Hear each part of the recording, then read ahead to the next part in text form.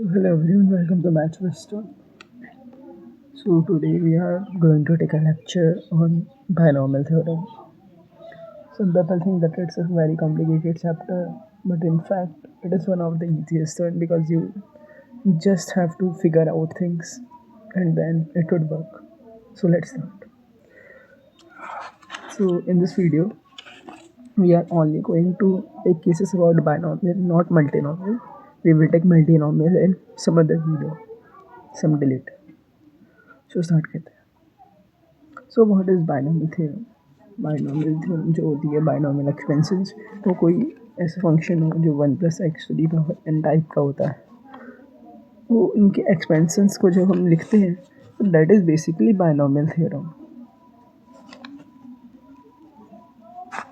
That is basically binomial theorem.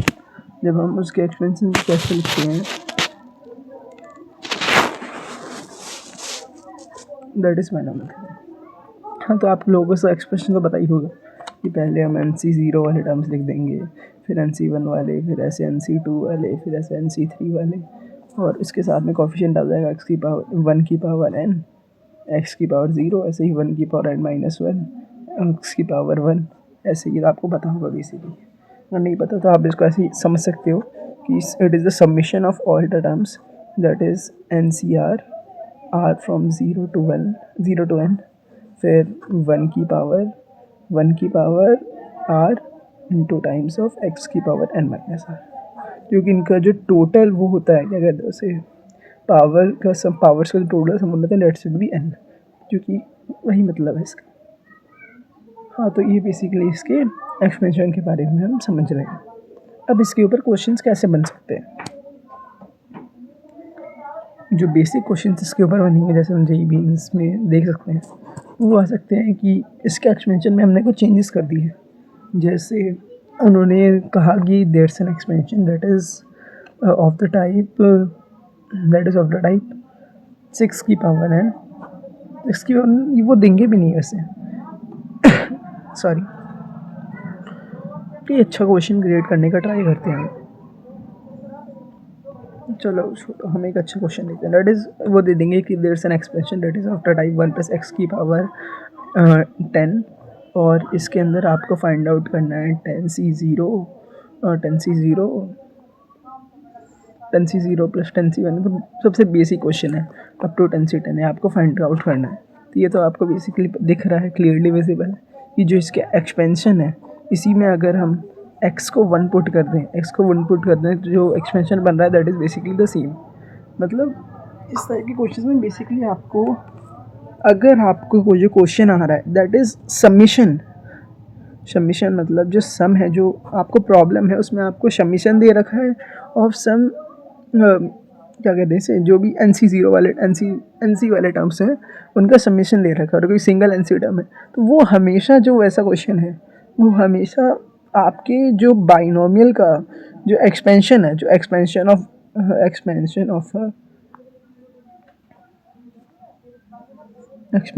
अ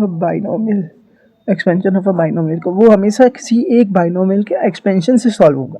मतलब जैसे हमने ये दे दिया, वो चाहता तो यहाँ पर माइनस बदल देता, फिर ऐसे ही अल्टरनेट प्लस माइनस डाल देता, तो वो बेसिकली हमको कोई एक एक्सपेंशन होगा, उसमें कुछ चेंजेस करने होंगे, उससे हमारा सॉल्यूशन निकलेगा.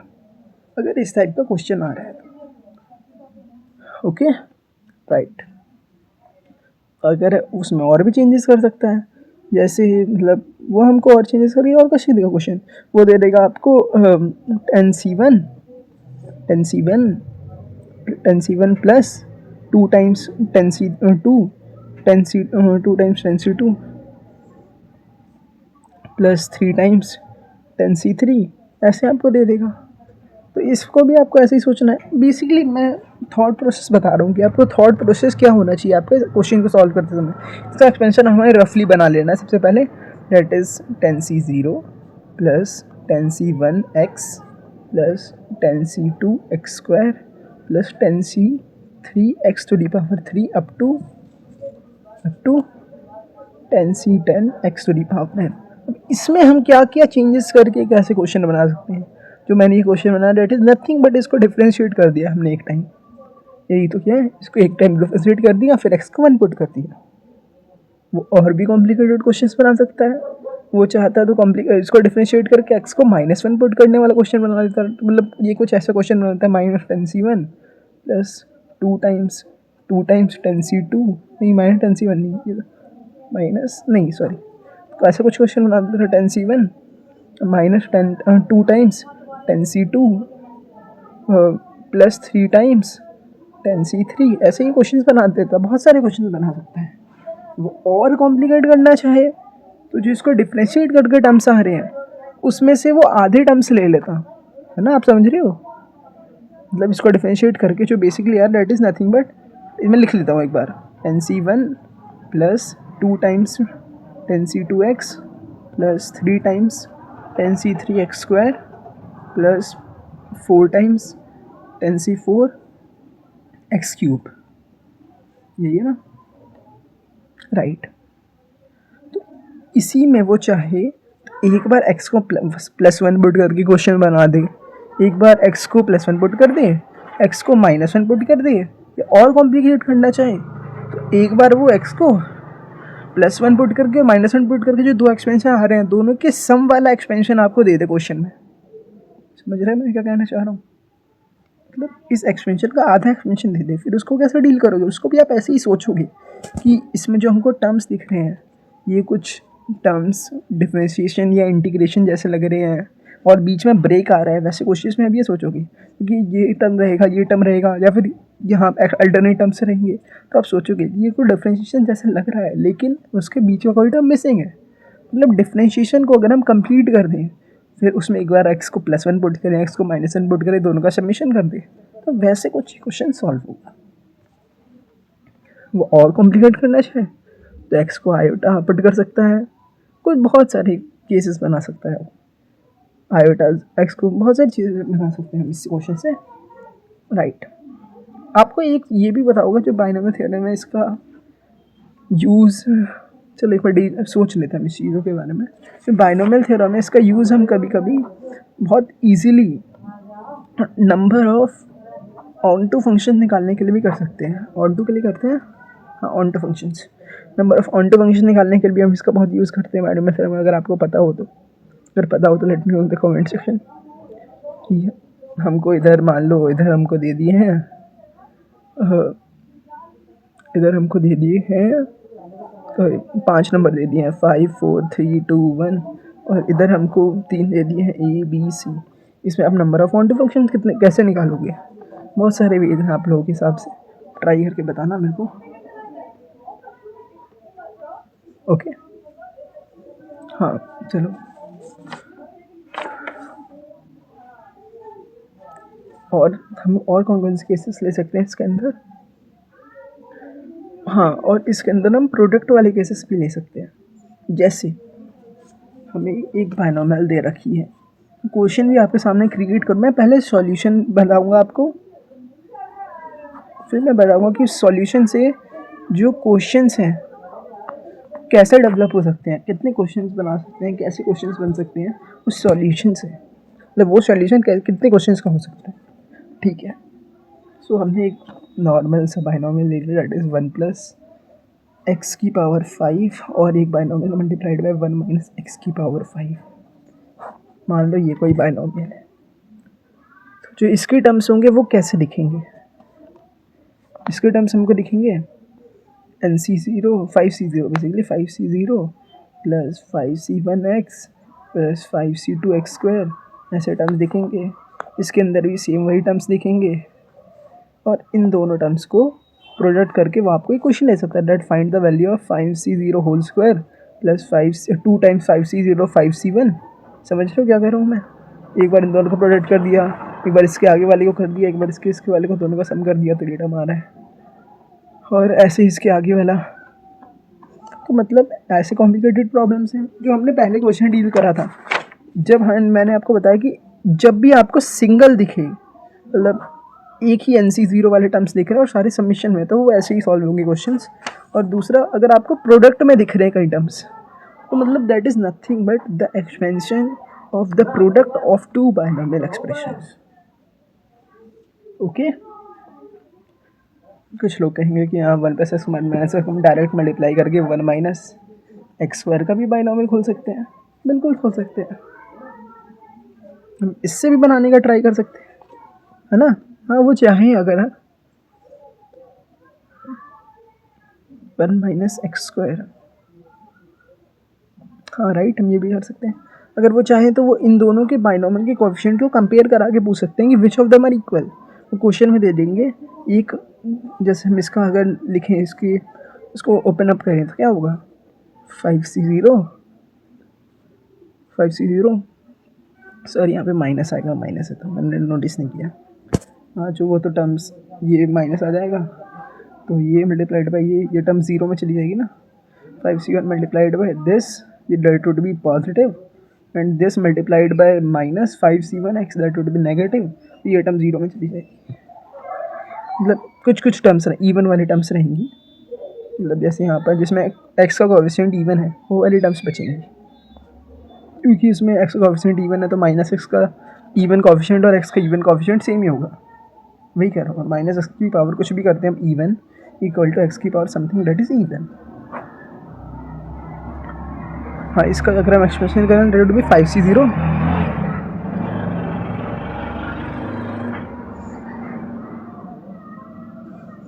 हाँ तो जो हम इसका एक्सपेंशन कर रहे हैं वो क्या है 5c0 plus 5c1 times -x² plus 5c2 times -x² की पावर 2।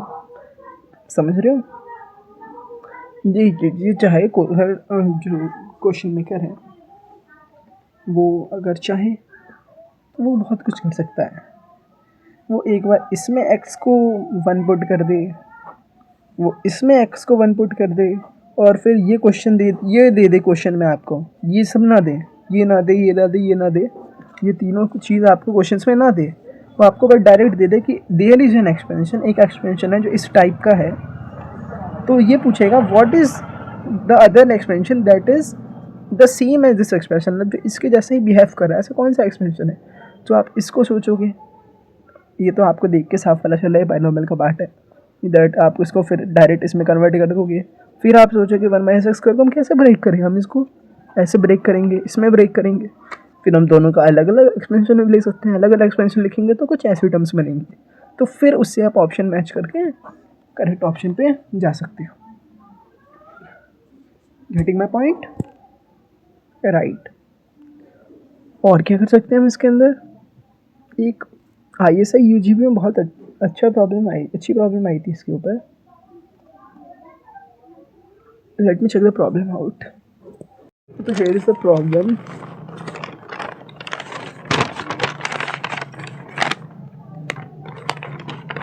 हाँ ये is a quite nice problem, if you want you can try it. मैं इसका पूरा सॉल्व नहीं करूँगा, थोड़ा सा ओवरव्यू दे दूँगा, आप इसको सॉल्व कर सकते हैं। और अगर आप ISI के बारे में नहीं जानते than it's a reputed college just regarding maths.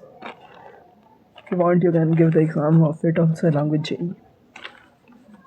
हाँ तो इट वाज द प्रॉब्लम कि हमें एक पॉलिनॉमियल दे रखा था PK with degree of the degree K+1।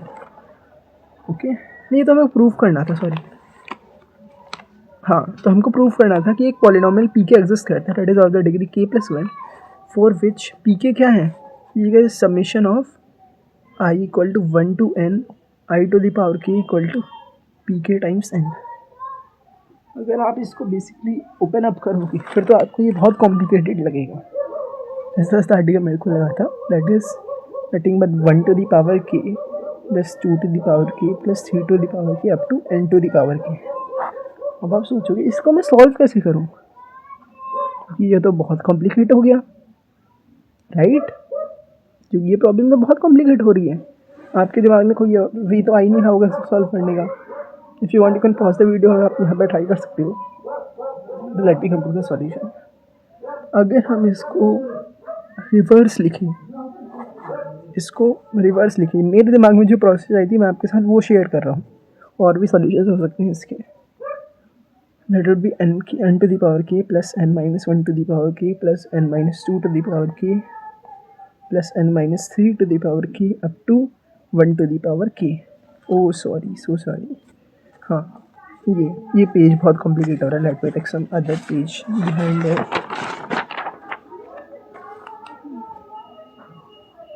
Yes, हाँ, तो ये प्रॉब्लम आ जाएगी।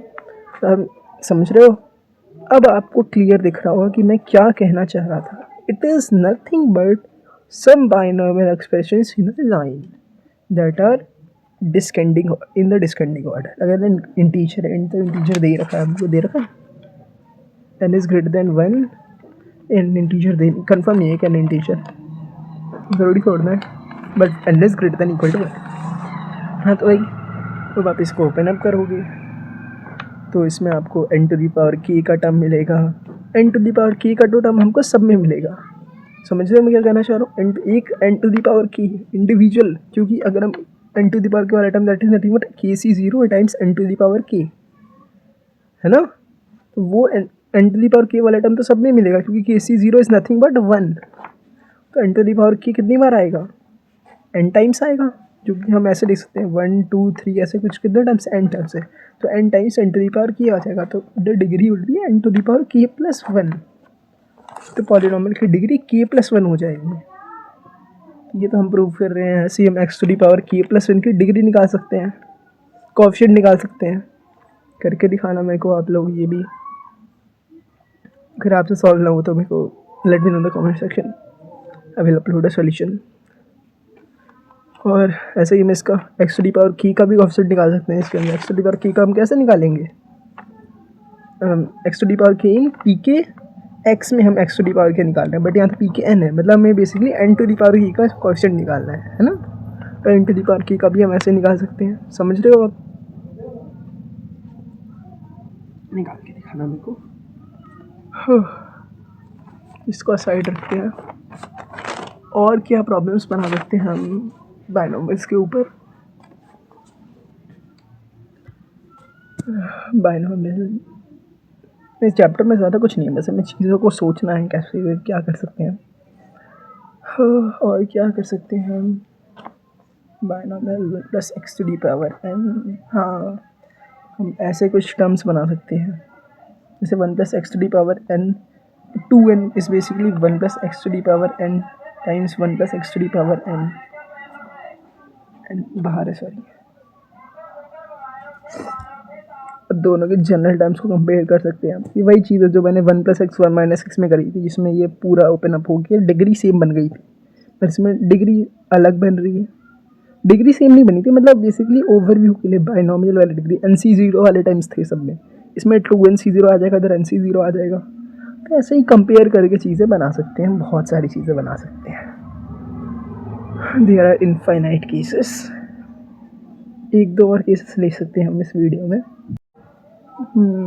तो हम और क्या कर सकते हैं? ये तो आपको एक चीज़ में इस लेक्चर में कवर करना भूल गया, मेरे को आप लोग को पता होगा, बट एक बार मैं ओवरव्यू दे देता हूँ कि कोई भी बाइनोमियल होता है, हो सकता है कोई चीज़ मेरे से मिस हो गई इस लेक्चर में, मैं उसको नेक्स्ट लेक्चर में ऐड कर दूँगा। हाँ, तो इसका अगर हम जनरल टर्म लिखते हैं तो वो तो हमको पता है, बट जनरल टर्म सॉरी है, मतलब अगर हम इसके अंदर तो एन कितने टर्म्स होंगे? n+1 टर्म्स होंगे, है ना? NC0 अप टू NCn, नहीं सॉरी n टर्म्स होंगे, n+1 टर्म्स ही तो होंगे, क्योंकि 0 to n n+1 टर्म्स होंगे इसके अंदर। तो इसके अंदर अगर हम कोई भी आर्थ टर्म फाइंड आउट करना चाहते हैं तो वो हम कैसे करेंगे?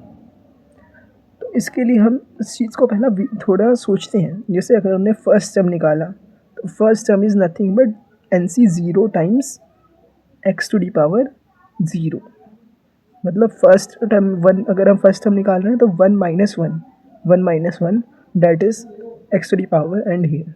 ऐसे ही अगर हम सेकेंड टर्म निकालेंगे NC1 x to the power 1।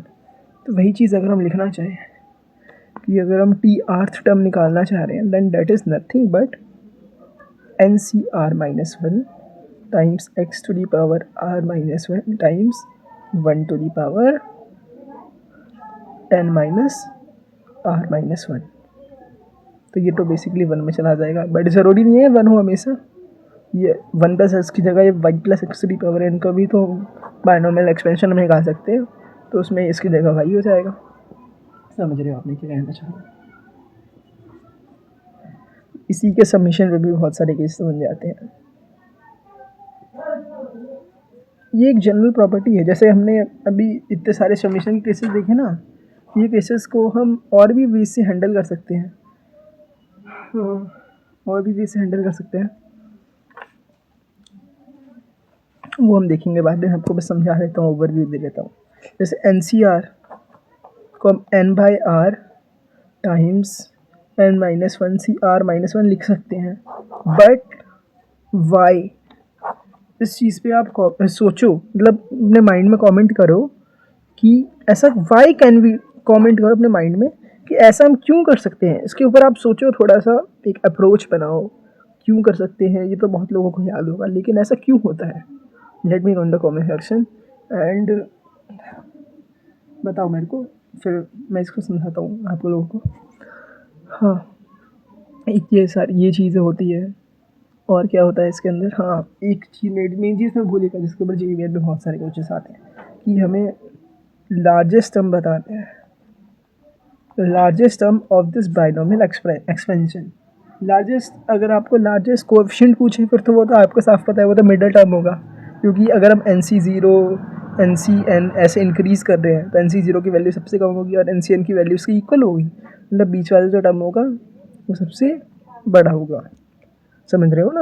अगर N इवन है तो बीच वाला टर्म क्या होगा, वो आप सोच सकते हैं बेसिकली। अगर ये N3 है मान लो, तो कितने 0 1 2 3 ऐसे होंगे, तो मिडल टर्म कोई नहीं है तो 1 और 2 की वैल्यू सेम होगी।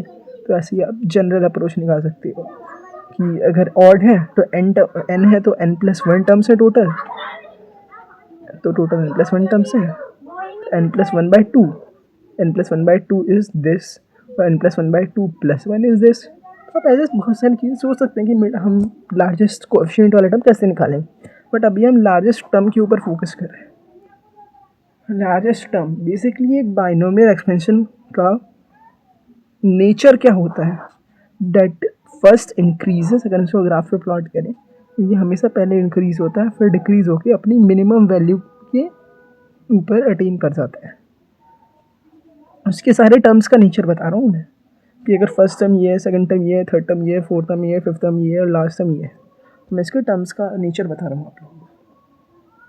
तो जो बेसिकली होता है वो कोई टर्म है बीच में जो सबसे बड़ा टर्म है और उस टर्म के बाद वैल्यू डिक्रीज करने लग जाती है। तो आपको लार्जेस्ट टर्म निकालने में, टर्म का बता रहा हूँ, कोएफिशिएंट का नहीं, कोएफिशिएंट के साथ नहीं, हम कोएफिशिएंट और टर्म इनका प्रोडक्ट, हम इस पूरे पे थॉट ले रहे हैं कि ये पूरा कैसे बिहेव करता है, नॉट अबाउट दिस। अगर इसके ऊपर ले तो ये भी कुछ ऐसे ही बिहेव करेगा, लेकिन ये तो मिडल में होता है। ज़रूरी नहीं है कि हमेशा मिडल में लार्ज हो, बट इसका नेचर भी ऐसा ही होता है। ये कुछ R पे जाके, R मान लो इसको 1 2 3 4 ऐसे टर्म्स है, तो ये R term is the largest term, ऐसा हो सकता है। तो उसके बाद वैल्यूज डिक्रीज करने का सही है। इसको हम कैसे निकालें, इसको आप बेसिकली जनरल अप्रोच से डिराइव कर सकते हो। डायरेक्ट फॉर्मूला बहुत लोगों ने बना रखा है, लेकिन आप कितने फॉर्मूले याद करोगे, फॉर्मूले से आपका BS भी ख़राब हो जाएगा। कर सकते हो आप याद, पर पहले आप BS पे फोकस करो। हाँ, तो मतलब हमने कोई दो टर्म्स ले लिए, that is TR term and TR+ first term, है ना, दो टर्म्स ले लिए। अब फिर हमको पता है कि R+ फर्स्ट टर्म जब R टर्म से छोटा हो जाएगा, when TR+ first term is less than TR term, जब भी ये होगा तब R is the largest term. तो इससे आप R निकाल सकते हो। समझ रहे हो, मतलब जब भी R+ फर्स्ट टर्म से, मतलब कोई पीछे वाले टर्म अपने आगे वाले टर्म से बड़ा हो जाएगा तो वो लार्जेस्ट टर्म होगा। इससे आप निकाल सकते हो। अगर आंसर आपका पॉइंट में आ रहा है, मतलब पॉइंट नहीं, क्या है वैसे, इंटीजर नहीं आ रहा है, नॉन इंटीजर आ रहा है, मतलब मान लो आपका आंसर 2.1 आ रहा है, तो आप एक बार 2 और एक बार 3 पे वैल्यू चेक कर लो, which of these is larger, that would be the largest term. So that's all in this video ऐसी बहुत लंबी हो चुकी है, मैं आगे एक बेसिस नेक्स्ट वीडियो में लेने का ट्राई करूँगा। So thank you guys for watching, have a nice day.